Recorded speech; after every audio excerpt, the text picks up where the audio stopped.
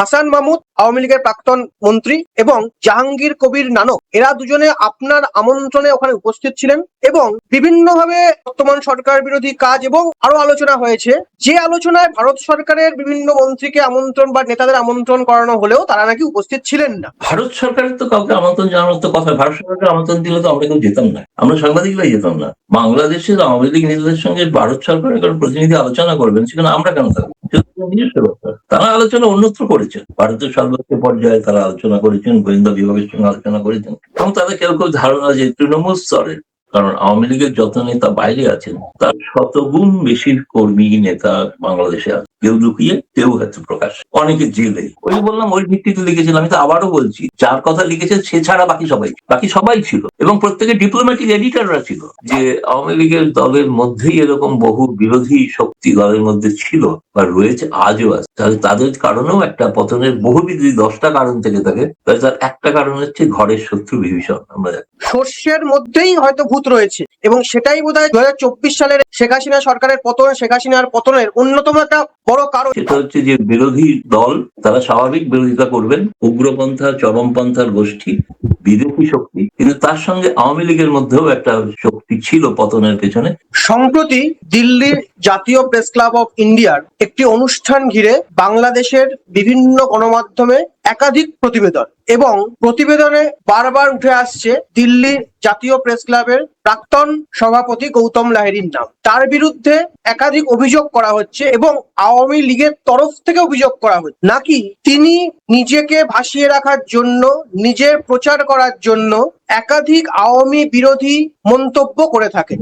এই সামগ্রিক বিতর্ক নিয়ে, সামগ্রিক বিষয় নিয়ে আজকে আমাদের প্রাসঙ্গিক প্রসঙ্গে আমাদের সঙ্গে রয়েছেন, যাকে নিয়ে বিতর্ক, সেই গৌতম লাহিড়ী। গৌতম দা, আপনাকে স্বাগত। ধন্যবাদ। গৌতম দা, সম্প্রতি ঢাকা ট্রিবিউন থেকে বিভিন্ন সংবাদ মাধ্যমে বারবার অভিযোগ উঠছে আপনার বিরুদ্ধে, আপনি নাকি বিভিন্ন সময় এমন কিছু মন্তব্য করছেন আওয়ামী লীগের সম্পর্কে নিজেকে ফাঁসিয়ে রাখার জন্য, এক। আর দুই, সাম্প্রতিক জাতীয় প্রেস ক্লাবের এক ইফতার পার্টিতে বাংলাদেশের প্রাক্তন 2 মন্ত্রীর উপস্থিতি এবং তাকে ঘিরে আপনার নাকি আমন্ত্রণ এবং আপনার মন্তব্য, আপনার ভূমিকা সব নিয়েই মন্তব্য করেছেন আওয়ামী লীগেরই এক প্রাক্তন সাবেক এমপি। কি বলবেন বিষয়টা নিয়ে? কিভাবে, কি মনে হচ্ছে? আপনার বিরুদ্ধে অভিযোগ উঠছে আপনি নাকি নিজেকে ফাঁসিয়ে রাখার জন্য আওয়ামী বিরোধী বিভিন্ন মন্তব্য করছেন বিভিন্ন জায়গায়। প্রথমেই যারা আমার নাম প্রচার করছেন তাদেরকে আমার ব্যক্তিগত কৃতজ্ঞ, অসংখ্য ধন্যবাদ, আরো বেশি আমাকে জনপ্রিয় করে দেওয়ার জন্য। কোনো আজকালকার দিনে পাবলিসিটির জন্য বহু কিছু খরচাপাতি করতে হয়, তো তারা যেভাবে করেন না, কিন্তু আমি বিনা খরচায়, বিনা বেতনে, বিনা কোনো অর্থ ব্যয় আমার পাবলিসিটি হচ্ছে, এর জন্য আমি কৃতজ্ঞ, তাদেরকে প্রথমেই ধন্যবাদ জানাবো। কিন্তু মান অত্যন্ত নিম্নমানের আর কি। আমি জানি না আওয়ামী লীগ বিরোধী কি মন্তব্য স্পেসিফিক জানতে পারলে ভালো হতো। আমি সেরকম কিছু আমি স্পেসিফিক বলে যাচ্ছি আপনাকে, আওয়ামী লীগের প্রাক্তন সিরাজগঞ্জের এমপি হাবেবে মিল্লাত, যিনি শেখ হাসিনার কন্যা পুতুলের ননদের প্রাক্তন স্বামী, তিনি নাকি ওই অনুষ্ঠানে অনলাইনে যুক্ত ছিলেন এবং তিনি দেখেছেন আওয়ামী লীগের বেশ কিছু 2জন প্রাক্তন মন্ত্রী, হাসান মাহমুদ এবং আরেকজন উপস্থিত ছিলেন, যাদের নাকি আপনি আমন্ত্রণ জানিয়েছেন প্রাক্তন সভাপতি হিসাবে, এবং আওয়ামী লীগের বেশ কিছু মন্ত্রীদের, নেতাদের ওই ইফতার পার্টিতে আমন্ত্রণ জানানো হলেও, ভারত সরকারের আরো নেতা মন্ত্রীদের আমন্ত্রণ জানানো হলেও তারা আসেননি, কিন্তু আওয়ামী লীগের নেতারা এসছেন এবং ওখানে একটা চক্রান্ত নাকি গন্ধ তৈরি হয়েছে, এরকমই অভিযোগটা উঠছে। এই অনেকগুলো বিষয় বিভিন্ন প্রোগ্রামকে মিলিয়ে দেওয়া হয়েছে। একটা অনুষ্ঠান জাতীয় প্রেস ক্লাবে, একটা অনুষ্ঠান এফসিসিতে, একটা কোনটায় উনি উপস্থিত ছিলেন সেটাতে। আমাদের ভারতের প্রেস ক্লাবে এমন কোনো অনুষ্ঠান হয়নি যেটাতে ওই এমপি উপস্থিত ছিল। তিনি কেন বলছেন যে অনলাইনে যুক্ত হয়েছেন? আমি যতদূর জানি অনলাইনে তাকে সংশোধন করে দিই, তিনি অনলাইনে যুক্ত হয়েছিলেন এফসিসিতে যে প্রোগ্রামটা আয়োজিত হয়েছিল ফরেন করেসপন্ডেন্ট সেখানে। এবং আমি সর্বশেষ পরিস্থিতিটা বলি, তাহলে আর একটা ক্লিয়ার হয়ে যাবে। এটা হচ্ছে যে আমি কোনো অভিযোগ নিয়ে সব গুরুত্ব দিচ্ছি না, আমি যেটা বিশ্বাস করি, মনে করি, আমি তাই বলি। কারণ আমি তো কারোর দ্বারা কারণ পেইড এজেন্ট নই, আমি আওয়ামী লীগেরও কর্মী নই, নেতা নই। আমি ভারতের সঙ্গে বাংলাদেশের সম্পর্ক নিয়ে কাজ করি, সেই সম্পর্কের ক্ষেত্রে কার কি ভূমিকা তা বিশ্লেষণ করে থাকি। দ্বিতীয়ত হচ্ছে যে সর্বশেষ ঘটনা হলো যে ওই সাংসদ যেটা বলেছেন বলে বলা হচ্ছে, সেই সাংসদ আওয়ামী লীগের শীর্ষ নেতৃত্বকে জানিয়েছেন, গতকাল তারা আমাকে জানিয়েছেন তিনি এমন কোনো মন্তব্য আমার বিরুদ্ধে করেননি, তার সম্পর্কে অসত্য প্রচার করা হয়। সেই জন্য আমি অন্য একটি অনুষ্ঠানে আমি বলেছি তিনি যদি এটা নাই মন্তব্য করে থাকেন তাহলে আমি ওনার সম্পর্কে যা যা মন্তব্য করেছি সব প্রত্যাহার করে নিচ্ছি। কারণ হচ্ছে যে তিনি নিজেই বলছেন যে তিনি এমন কোনো আমার সম্পর্কে বক্তব্য রাখেননি, বরঞ্চ তিনি নাকি এমন বলেছেন যে আমি এমন কথা বলি সেটা আওয়ামী লীগের পক্ষে যায়, ফলে আমার কেন বিরুদ্ধে কথা বলি। তো যে আর একটি প্রোগ্রামে যে সাংবাদিক আমাকে এটা উল্লেখ করেছিল যে আপনার সম্পর্কে এমন বলা হয়েছে, বলো তখন তাকে আমি প্রচন্ড উত্তেজিত হবে এবং অত্যন্ত আমি বলবো কিছুটা রুচিহীন ভাবে তাকে আক্রমণ করেছিলাম। কারণ এখন তিনি বলছেন তিনি সেটা বলেননি, এখন এরপরে তো আর বিতর্ক কোথাও দাঁড়ায় না। 1 নম্বর। 2 নম্বর হচ্ছে যে এবার আসি ওইটা বিভ্রান্তিটা দূর করার জন্য ভারতের জাতীয় প্রেস ক্লাবে কোনোদিন কোনো ধর্মীয় অনুষ্ঠান হয় না। ইফতার হওয়ার তো প্রশ্নই কোনোদিনই হয়নি 1958 সাল থেকে। দুর্গাপুজো, কালী পুজো, সরস্বতী পুজো যেগুলো হয়ে থাকে সেগুলো অসাম্প্রদায়িক অনুষ্ঠান, যেটাতে সর্বধর্মের মানুষ যোগ দিতে পারে এমন অনুষ্ঠান। আর একটা ব্যাপার আছে, আমাদের দর্শকে সকলেই জানেন যে পূজা আচার ক্ষেত্রে অনেকে নিয়ম কানুন মেনে চলেন। জাতীয় প্রেস ক্লাবের একটা প্রধান বিষয় হচ্ছে, আমি জানি না যদিও হলেও কলকাতা প্রেস ক্লাবে তো হয়ে থাকে শুনেছি অনেক আচার অনুষ্ঠান, সরস্বতী পুজো হয়, কিন্তু আমাদের এখানে সেটা হওয়ার কোনো রীতি নেই। আর অনুষ্ঠানটা ছিল রাত্রি 8টা থেকে শুরু, ইফতার হয়ে গেছে 6:30টায়। যারা এসে ফলে যেসব সাংবাদিক খবর পড়ছেন বা লিখছেন তাদের সাংবাদিকতার মান নিয়ে প্রশ্ন ওঠে। এবং আমি বলেছিলাম এক সাংবাদিক সম্পর্কে, আমি ভাগ্যিস আমি সম্পাদক নই, তাহলে তার আমি চাকরি পরের দিন খেয়ে দিতাম, তাকে বাইরে বার করে দিতাম অসত্য খবর বেরাচ্ছে। আমি একদম নাম করে বলছি, সাংবাদিক জুলকার নাইন খান সাহের, তিনি প্রবাসী সাংবাদিক, প্রবাস থেকে লিখেছেন, ঢাকা টাইমসে তিনি লিখেছেন স্পষ্টভাবে, তার কোট করে ঢাকা টাইমস একাধিক প্রতিবেদন করেছে যে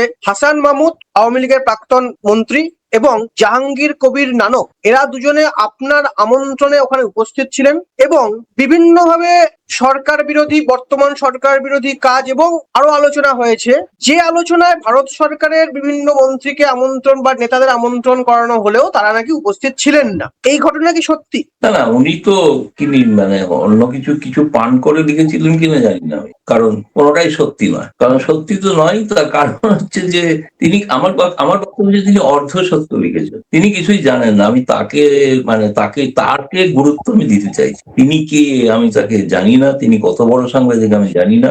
আমার সঙ্গে তার ইদানিং কালে অনেক প্রচার টোচার হয় শুনেছি, এরকম বহুবিধ লোক আছে। আমি কোনো ব্যক্তিগত ভাবে তার সম্পর্কে কিছু বলতে চাই এবং কিছুই বলবো না, কারণ বললে তাকে অযথা গুরুত্ব দেওয়া হয়, তাই না? সে কে, তাকে কেন গুরুত্ব দেবো আমি? প্রশ্ন হচ্ছে তাকে তো গুরুত্ব দেওয়ার কোনো প্রশ্ন নেই। প্রশ্নটা হচ্ছে এই প্রেস ক্লাবেতে দুজন, প্রথম কথা তিনি জানেনই না যে হাসান মাহমুদ নেই দেশে, হাসান মাহমুদ লন্ডনে আছেন। তিনি যেখানে বসে থাকেন সেখানের পাশেই বাড়িতে লন্ডনে থাকেন হাসান মাহমুদ, তিনি জানেন না হাসান মাহমুদকে আমন্ত্রণও জানানো হয়নি, কাউকে আমন্ত্রণও জানানো হয়নি। প্রেস ক্লাবের একটি হল আছে, যে হলেতে সাংবাদিকদের সঙ্গে মিলিত হয়, প্রেস কনফারেন্স করা হয়, সেটা তারা ভাড়া নিয়েছিলেন এই কারণে যে তারা দুজন এসেছিলেন।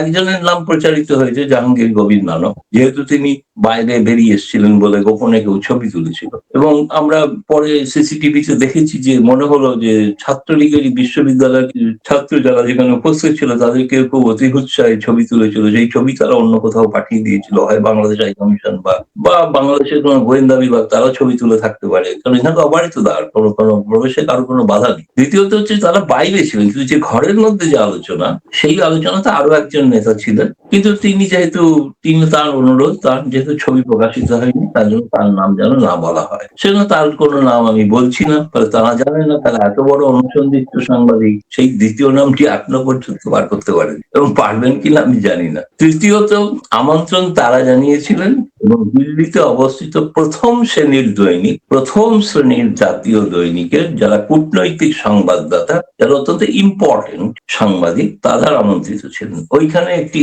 প্রতিবেদন একজন সাংবাদিক সংবাদ গোষ্ঠীর নাম লেখা হয়েছে, তাদেরকে আমন্ত্রণই জানানো হয়। আমন্ত্রণ জানিয়েছেন আওয়ামী লীগের পক্ষ থেকে যে তারা একটা ইন্টারাকশন করতে চান, সাংবাদিক মত বিনিময় করতে চান, বর্তমান পরিস্থিতি নিয়ে আলোচনা করতে চান, ভবিষ্যৎ রূপরেখা কি হবে আওয়ামী লীগের সেই বিষয়ে তারেক রহমান সরকার সম্পর্কে কি ধারণা করতে চান সে বিষয়ে আলোচনা হয়েছে। এবং সেক্ষেত্রে আমি দিল্লির নাম করা বলতে গেলে Hindustan Times, Times of India, Indian express, the Hindu, Anandabazar পত্রিকা, নেটওয়ার্ক 18 এবং আরো কিছু অবশ্যই আমাদের প্রেস ক্লাবের বর্তমান প্রেসিডেন্ট, বর্তমান সাধারণ সম্পাদক এবং সাবেক সভাপতি হিসেবে আমি ছিলাম। আমাদের সাবেক যারা কমিটির এক্সিকিউটিভ মেম্বার তাদেরও কেউ কেউ উপস্থিত ছিলেন। সেখানে প্রায় 15-16 জন মতো সাংবাদিক উপস্থিত হয়। ভারত সরকারের তো কাউকে আমন্ত্রণ জানানোর তো কথা, ভারত সরকারকে আমন্ত্রণ দিলে তো আমরা কেউ যেতাম না, আমরা সাংবাদিকরাই যেতাম না।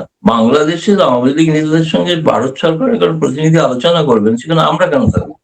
নিজস্ব ব্যাপার। তারা আলোচনা অন্যত্র করেছেন, ভারতের সর্বোচ্চ পর্যায়ে তারা আলোচনা করেছেন, গোয়েন্দা বিভাগের সঙ্গে আলোচনা করেছেন, সেখানে তাদের তো আমন্ত্রণ তারা জানান। তারা যদি বলতেন যে আমরা ভারত সরকারের একজন প্রতিনিধিকে জানিয়েছি আমন্ত্রণ, তাহলে আমরা বলতাম তাহলে প্লিজ ক্ষমা করবেন, আমরা থাকতে পারবো না, কেউই থাকতো না। ফলে এটা সম্পূর্ণ মন গড়া, গল্পের গরুকে গাছে চড়িয়ে ল্যাজ নাড়াচ্ছেন কেউ কেউ এবং তাতে আনন্দ পাচ্ছেন। কিন্তু ঘটনা যে আলোচনাটা অত্যন্ত সদর্থক, ষড়যন্ত্র তো দূরের কথা। আওয়ামী লীগ এই মুহূর্তে তারেক রহমান সরকারের সঙ্গে সহযোগিতা করেছে। তারা জানেন যে তারেক রহমান সরকার তাদের উপর নিষেধাজ্ঞা প্রত্যাহার না করলে তারা রাজনীতিতে ফিরতে পারবে। এই মুহূর্তে তারা এমন কোন তারেক রহমান সরকার ক্ষমতায় এসেছেন প্রায় 1 মাস, এর মধ্যে কি একটাও কোনো কটু মন্তব্য কোনো সংবাদ মাধ্যমে, গণমাধ্যমে কোথাও কি দেখা গেছে আওয়ামী লীগের কোন নেতা? এমনকি সেখানে তিনি বলেছেন কিছুই বলেননি। তার কারণ তারা অপেক্ষা করে, তারা মনে করেন যে যেরকম একজন বীরকে মর্যাদা দেবে, সেরকম বাংলাদেশের 2টি রাজনৈতিক দল, আজকে একটি রাজনৈতিক দল ক্ষমতায়, একটি রাজনৈতিক দল ক্ষমতার বাইরে এবং নিষিদ্ধ, তাদের প্রকৃত সম্মান তারা দেবেন, এটা তারা আশা করে। না দিলে শেষ পর্যন্ত না দিলে কি হবে সেটা পরবর্তী লড়াই। আপাতত তারা অপেক্ষা করে আছেন যে তাদেরকে যাতে বিএনপি সরকার তাদের যাতে রাজনৈতিক কর্মকাণ্ড করার অনুমতি দেন, এবং সেক্ষেত্রে নিঃসন্দেহে সেই আশাতেই তারা বলতেও চাইছেন যে এই মুহূর্তে তাদের কোনো, এবং তাদের কেউ কেউ ধারণা যে তৃণমূল স্তরের, কারণ আওয়ামী লীগের যত নেতা বাইরে আছেন তার শতগুণ বেশি কর্মী নেতা বাংলাদেশে আছে, কেউ লুকিয়ে কেউ হয়তো প্রকাশ, অনেকে জেলে। সম্প্রতি একজন সাংবাদিক জেল থেকে বেরিয়ে এসেছেন, তিনি ভয়াবহ আমি বলবো ইউনূস আমলের কলঙ্কের একটি অধ্যায় তিনি ফাঁস করেছেন এবং জানিয়েছেন, এবং তাতে কি কষ্টের মধ্যে জেলের মধ্যে মানুষ থাকে সেটা তিনি বলেছেন প্রকাশ। তিনি একজন খুব নাম করা সাংবাদিক, যারা এইসব লিখছেন তাদের তুলনায় অনেক বড় সাংবাদিক। আমি তাকে ব্যক্তিগতভাবে চিনি, ফলে তিনি সম্মানীয় ব্যক্তি, তার মুক্তি পাওয়ায় আমি অত্যন্ত খুশি,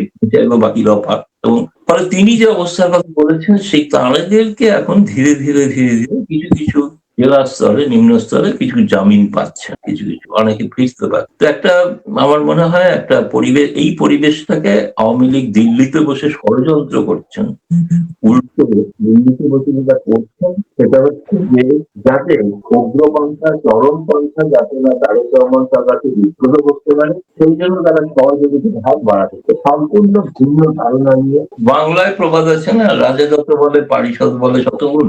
সেই পারিষদদের হচ্ছে যে তারা রাজার থেকেও বেশি মন্তব্য করে, তারা যা অনুগ্রহ পেতে চান, সেই কারণে তারা ভাবছেন। কিন্তু আমার ধারণা যে বিএনপি সরকারও নজর রাখছেন। আমাদের সময় প্রায় শেষের পর্যায়ে, আমরা দুটো বিষয় জানতে চাইবো আপনার কাছে। ঢাকা টাইমস এই পুরো বিষয়টা নিয়ে বেশ কয়েকটা প্রতিবেদন করেছে, এবং সেখানে আপনি যেটা বললেন যে বিভিন্ন প্রায় 10-12 জন 15 জন সাংবাদিক সেদিনের অনুষ্ঠানে উপস্থিত ছিলেন। ঢাকা টাইমস লিখছে শুধুমাত্র ইন্ডিয়া টুডের একজন সাংবাদিকই নাকি সেই অনুষ্ঠানে ছিলেন। আর 2 নম্বর প্রশ্ন, সেদিনের তো পুরো অনুষ্ঠান, পুরো বৈঠক হয়েছিল অত্যন্ত একান্ত, মানে বন্ধ রুদ্ধদ্বার কক্ষে। সেখানকার ছবি কি করে বাইরে এল? আওয়ামী লীগের কর্মীরাই সেই ছবি বাইরে আনলেন, কি মনে হয়? ঢাকা টাইমসে যেটা বেরিয়েছে, আমি যেটা শুনেছি, ওই লন্ডনের যিনি লিখেছিলেন একজন অখ্যাত সাংবাদিক, তার লেখার প্রতিবেদন তারা ছেপেছে। ঢাকা টাইমসের নিজস্ব নয়, কারণ ঢাকা টাইমসের সঙ্গে আমার সম্পর্ক আছে, আমার ব্যক্তিগত সম্পর্ক। কিন্তু আমি জানি সেখানে যেটা তারা লিখেছেন, ওই যে বললাম ওই ভিত্তিতে লিখেছেন। আমি তো আবারও বলছি, যার কথা লিখেছেন সে ছাড়া বাকি সবাই ছিল, এবং প্রত্যেকে ডিপ্লোম্যাটিক এডিটররা ছিল। ডিপ্লোম্যাটিক এডিটর ছিল বিবিসি ছিল। বিবিসি সম্পর্কে তো বলা হয় নানা রকম, তারা নাকি পন্থী বা ইত্যাদি ইত্যাদি আওয়ামী লীগ বিরোধী। বিবিসিকেও আমন্ত্রণ জানানো হয়, তারাও ছিলেন। একটা ছবিতে তাকে দেখাও যাচ্ছে। কিন্তু এই ছবিটা বেরোলো কেন? এটা ঘটনা, এটা বেরোনো অনুচিত ছিল। কিন্তু যারা বাইরে বেরিয়েছিলেন মানে রুমটার বাইরে যখন বেরিয়েছিলেন সেই সময় কেউ গোপনে ছবি তুলেছেন, এবং আমরা লক্ষ্য করেছি বা আওয়ামী লীগের যারা মন্ত্রীর যারা মানে প্রাক্তন সাবেক মন্ত্রীদের যারা পার্সোনাল স্টাফ তারা ছিলেন, তারা দেখেছেন যে কিছু ঢাকা বিশ্ববিদ্যালয়ের আওয়ামী লীগ পন্থী কিছু ছাত্রলীগের তাদের কেউ কেউ ছবি তুলছেন, এটা দেখা গেছে। এবং তারা পাঠিয়েছেন নাকি কোনো গোয়েন্দা বাহিনী তুলেছে এটা কোনো স্পষ্ট নয়। এটা আমার মনে হয় এটা আমরা প্রেস ক্লাবের সেই আমাদের তো গোটাটাই সিসিটিভিতে থাকে না, সিসিটিভি রেকর্ডিং তো আমরা পরের দিন বসে দেখলাম কোথায় বসেছিলেন, কে কোথায় করলেন, কে ঘোরাঘুরি করছেন, কে কিভাবে ছবি তুলছেন, সবটাই তো আমরা দেখতেছি, নজরে আছে, সবটাই নজরে আছে। এবং সেটা দ্বারা সেখান থেকে কেউ এদের মধ্যে হয় সর্ষের মধ্যেই ভূত, এই সর্ষের মধ্যে ভূত, সেই ভূত আর কি জেগে উঠে তার এবং যেটা আমার মনে হয় যেটা একটা ছোট ঘটনা হলেও এটা প্রমাণ করে যে আওয়ামী লীগের দলের মধ্যেই এরকম বহু বিরোধী শক্তি দলের মধ্যে ছিল বা রয়েছে, আজও আছে। তাহলে তাদের কারণেও একটা পতনের বহুবিধ যদি 10টা কারণ থেকে থাকে, তাহলে তার একটা কারণ হচ্ছে ঘরের শত্রু বিভীষণ, আমরা জানি সেটা তারা অনেক বেশি কাজ করেছে। আর একটা হচ্ছে যে যেই অনুষ্ঠানটা যে নেতারা করছেন সেই নেতা প্রতিপক্ষ কেউ থাকতে পারে, তিনি চেয়েছিলেন হয়তো এদের অনুষ্ঠানটাকে বানচাল করে দেওয়া হোক, যেটা আরেকজন আওয়ামী লীগ নেতা ব্যারিস্টার নিঝুম মজুমদার তিনি কিন্তু ওইটাকে কাউন্টার করে আরেকটা ফেসবুকে লেখা, মানে ওই লন্ডনের থেকে যিনি লিখেছেন তাকে কাউন্টার করে, সেখানে তিনি লিখেছেন যে এটা একটা ফাঁদ পাতা ছিল, এবং তাতে তিনি লিখেছেন যে সম্পূর্ণ হাস্যকর কথা, এবং যেগুলো তিনি লিখেছেন না জেনে, কারণ কেউ তাকে একটা ব্রিফ করেছে দিল্লি থেকে, তিনি তো লন্ডনে, তিনি তো দেখতে পাননি, তাকে কেউ ব্রিফ করেছে এবং তিনি লিখে দিয়েছে। এবং মানে আমি তাকে বলবো ভালো করে খেয়াল করে দেখবেন আপনার দুটো কান আছে, কারণ দুটো কান কিলে উড়ে নিয়ে গেছে বলে খবর আছে। সুতরাং আমরা একটা শুনেছি যে এরকম নাকি আপনার কান নেই, আর কান নেই, নাক তো কাটা গেছে বহু আগেই, কারণ এখানে কাজ করতেন সেখান থেকে তাড়িয়ে দিয়েছিল আমি বলে আমি জানি। তিনি বহু সম্প্রতি একটি লন্ডনে গিয়ে ইফতার পার্টিতে মন্ত্রীদের সঙ্গে তাকে প্রচুর বেইজ্জত হতে হয়েছিল, সেটাও শুনেছি, সেটা নিয়েও বহু চর্চা আছে, তারাও তিনি জবাব দিচ্ছেন, কোনটা সত্য মিথ্যা আমি জানি না, আমি কিছু বলতে পারবো না, যেই একটা বিতর্কিত ব্যক্তি, ফলে তাকে নিয়ে খুব বেশি আলোচনা না করাই ভালো। তো এখন যেটা বলছি দ্বিতীয় প্রশ্ন যেটা বললে, হ্যাঁ এটা নিশ্চয়ই আমার মনে হয় ভেতর থেকে কেউ ছবিটা পাঠিয়ে দিয়েছে, তারা আওয়ামী লীগের কোট আনকোট কেমন বন্ধু, এটা আশা করি নেতৃবৃন্দ ভালো করে বিচার করে দেখবেন, এই আর একদমই দাদা, মানে মানে আপনার আলোচনা থেকে যেটা আপনি যে তথ্য দিলেন সেখান থেকে একটা স্পষ্ট, সর্ষের মধ্যেই হয়তো ভূত রয়েছে, এবং সেটাই বোধহয় 2024 সালের এই শেখ হাসিনা সরকারের পতন, শেখ হাসিনার পতনের অন্যতম একটা বড় কারণ। নিজের দলের নেতাদের সাবোতাজের জন্যই আজকে এই দিনটা দেখতে হচ্ছে দলকে। এবং এটা আমি এখানে শেষ কথা বলি একটা লাইনেই, সেটা হচ্ছে যে বিরোধী দল তারা স্বাভাবিক বিরোধিতা করবেন, উগ্রপন্থা চরমপন্থার গোষ্ঠী বিদেশি শক্তি, কিন্তু তার সঙ্গে আওয়ামী লীগের মধ্যেও একটা শক্তি ছিল পতনের পেছনে, সেটা আমি একটা বই লিখছি, কয়েকদিন পর প্রকাশিত হবে, তাতে আমি সেগুলো খুব খোলাসা, সেগুলো আমি প্রকাশ্যে তখন আমি লিখছি আর কি, যে তারা কারা কারা ষড়যন্ত্র। অনেক ধন্যবাদ দাদা। মানে আওয়ামী লীগের পতনের কারণ কি এই বিষয়ে বোধহয় আরো অনেক কিছু জানবো, আপনি তথ্য ফাঁস করলেন, আপনার বই থেকে প্রকাশিত হবে বলে জানালেন, আপনার বই থেকে আওয়ামী লীগের পতনের কারণে ঐতিহাসিক পট পরিবর্তনের পেছনে কি রয়েছে, এবং এই দিল্লি প্রেস ক্লাবের এই ঘটনা, জাতীয় প্রেস ক্লাবের এই ঘটনা একটা সামান্য সাধারণ বিষয়কে এইভাবে ফুলিয়ে ফাঁপিয়ে তুলে আওয়ামী লীগের নেতাদের প্রচারই বুঝিয়ে দিল দলটার কতটা অন্তঃসার শূন্য। এমন আমাদের বিষয় নিয়ে আমরা ভবিষ্যতে আরো আসবো। আমাদের আজকের আলোচনায় আপনারা সহমত না বিরুদ্ধ মত আমাদের লিখে জানান, আমাদের কমেন্ট বক্সে আপনাদের মতামত আমাদের মূলধন। ধন্যবাদ।